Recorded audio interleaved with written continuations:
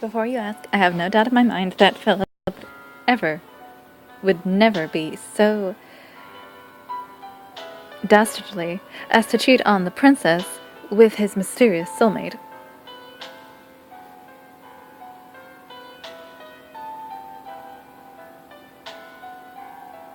I believe, quite firmly, that there must be some excruciating circumstance we've yet to discover.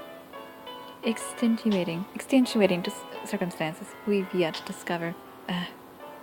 This decision must have been a most difficult one to make, one that would crush a lesser man beneath its burden. Skeletona was all fired up. I was less enthusiastic and simply mumbled. So you've got it all figured out? Good for you. Realizing he had been a little too forward, Skeletona crumpled into a pile of bones. We hurried to put him back together as the carriage rode on. We had just finished up and gotten settled back in our seats when I thought I saw someone from the carriage window. Someone who couldn't have been there. Stop the carriage! We were on the back roads of Niflheim. It must have been mostly barren, which made this field before me seem even more odd. This place, I could have swore I've seen it somewhere. I could have swore I've seen it before. What is the matter, princess? Is there something out? What in the underworld? Skeletona had peered outside before I yelled for the carriage to stop. When he did, his reaction was pretty much the same as mine. What is this field doing here? Could you stay here for a moment? Could you stay here for a minute? I said to Skeletona as I left the carriage. It wasn't long before I stepped into this field that I saw him. Jandy, I've searched near and far for you. Philip! Hearing a loud voice from behind, I turned around to see Philip. Where have you been? You just vanished! I was so worried about you! I did.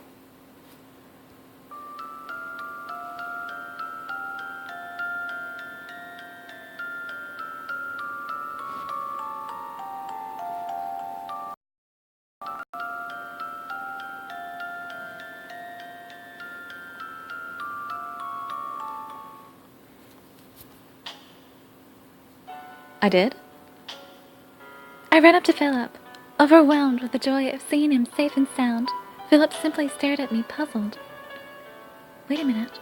What is this feeling? I can't quite put into words, but something seems off. Whatever could he mean?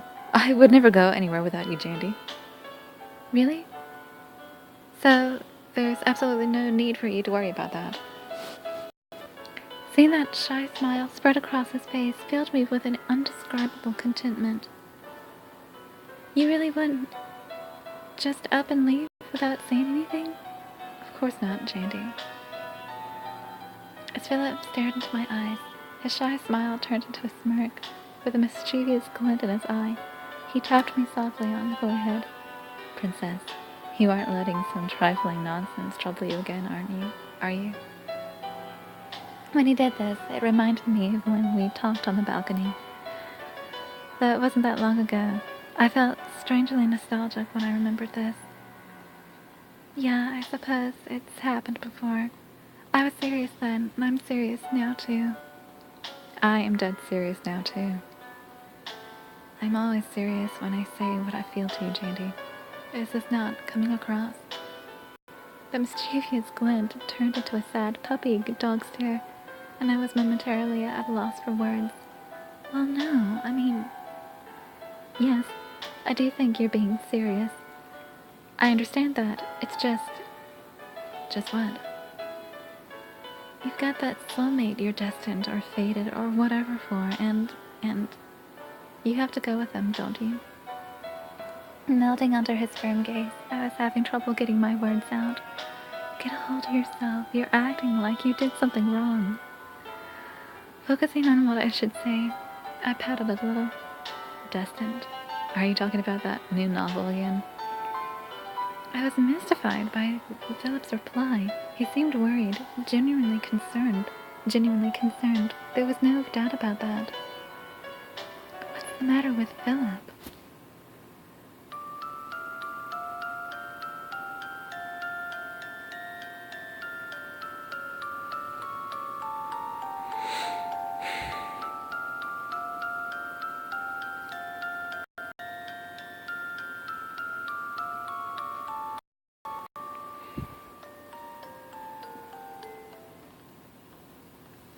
That same odd sensation came back to me, but stronger than before. Just then, Philip suddenly sprung into action. Wait! I know! He then stretched his head a little sheepishly. I didn't know you were watching. Slowly lowering himself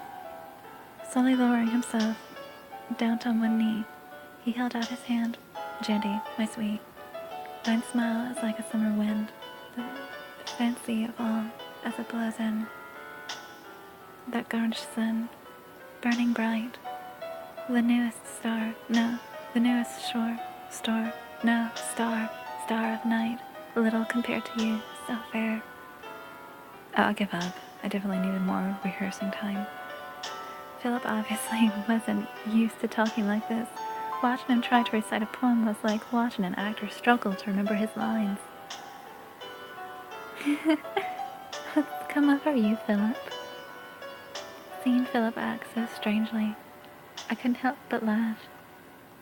Philip was blushing all over and seemed a little regretful when he answered. That novel you said you liked, I read it, and there was a poem like this in it. I was so sure I could memorize it, that I could give you a better performance, that I could have given you a better performance. Seeing him act like a sullen child was more than a little endearing and cute. You don't need to memorize everything. You can write much better pieces on your own, in your own words. Princess, you know, I'm not very good at words. I couldn't understand why Philip was being so awkward. He noticed my puzzlement, and soon he was looking just as confused. Just what is going on here?